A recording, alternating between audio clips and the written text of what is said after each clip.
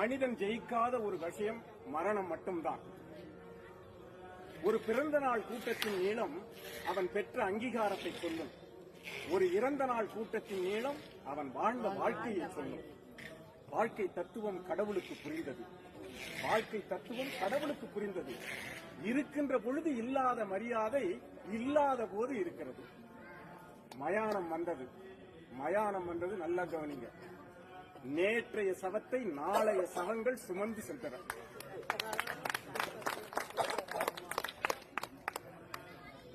கடவுள் யோசித்தான், இறப்பென்று ஒன்று இல்லாது இருக்குமானால் இந்நேரம் மனிதன் கடவுளையே கொண்டிருப்பான். பாவம், ஆடிய மனிதர்கள் உறங்குவதற்கு செய்த ஆடாத தொட்டில்தானே மயானம். அந்த வேலை முடிந்து சென்றது கூட்டம். இது ஆறறிவு ஓய்ந்து அடங்குகிற ஆட்டம். கடவுள் யோசித்தான், உயர்ந்த ஜாதியினருக்கும் தாழ்ந்த வகுப்பினருக்கும் தனித்தனியே மயானங்கள். மதங்கள் ரீதியில் மயானத்தில் பிரிவுகள். சாம்பல் மேட்டில் கூட சன்மார்க்க பிரச்சனைகள். என்ன மனிதனிவன், என்ன மனிதனவன்! அரைஞான கயிறை அறுத்துக் கொள்ளும் வேளையிலும் அடங்க மறுக்கிறானே இந்த மனிதன். அங்கிருந்து கிளம்ப புறப்பட்டால் ஆவிகள் சில அவனை அடையாளம் கண்டு கொண்டன. ஆண்டவனை அடையாளம் கண்டு கொண்டன. யார் நீ என்றான் இறைவன். நேற்று வரை நான் முதலாளி, இன்று என் விலை எனக்கே தெரியவில்லை. 80 வயதில் எனக்கு இந்த இடம் தேவைதானா என்றது ஒரு ஆவி. ஆண்டவன் சொன்னால், எத்தனை காலம் வாழ்கிறாய் என்பதில் அல்ல வாழ்க்கை, எப்படி வாழ்ந்தாய் என்பதில் தான் இருக்கிறது என்று சொன்னார்.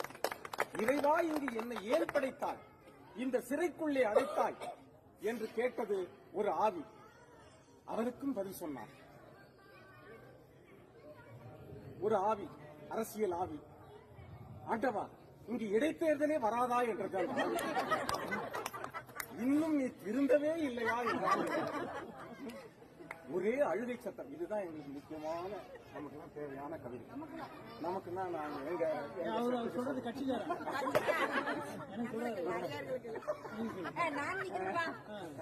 ஒரே அழுகை சத்தம். பெண்ணாக பிறந்தது போதுமடா சாமி என்றது ஒரு ஆவி. ஆண்டவன் அருகில் வந்து காதோறும் சொன்னான், ஆணாக பிறந்து பார், அதை விட கஷ்டம்.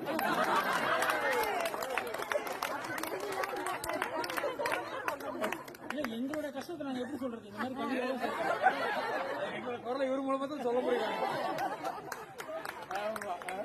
சார் கூட திகிரியில எங்க பயணிப்பார், எங்க போனா எங்களை விட்டு கொடுக்க மாட்டாரு. எங்களா ஆண் வர்க்கத்தை. இறைவா, நான் செய்த பாவம் என்ன என்று அழுதது ஒரு குழந்தை ஆவி. பாவிகள் நிறைந்த உலகத்தில் பிறந்ததுதானடா நீ செய்த பாவம் என்றான் ஆண்டவர். சரி, நல்லவர்களை எல்லாம் சீக்கிரம் அழைத்துக் கொள்ளுகிறாய், கெட்டவர்களை நீண்ட நாள் வாழ வைக்கிறாயே, இது என்ன உன்னுடைய நீதி என்றான். நல்லவர்களை விட்டு வைத்தால் அவர்களும் கெட்டவர்களாகிவிடுவார்கள். மலர் படைத்தாய், மனம் படைத்தாய், மலர் படைத்தாய், மனம் படைத்தாய், பின்பு ஏன் இந்த உலகத்தில் மதம் படைத்தாய் என்று கேட்டது ஒரு ஆவி. ஆண்டவனுக்கும் அடிசெருக்கும் என்றான். ஆண்டவனுக்கும் அடிசெருக்கும் என்றான். ஒரே சிரிப்பு சத்தம். நல்ல வேளை, தற்கொலை செய்து கொண்டது நல்லதாய் போயிட்டு. ரொம்ப மோசமடா சாமி என்றது அந்த ஆவி. கோழைகளோடு நான் பேசுவதில்லை என்றான் கடவுள்.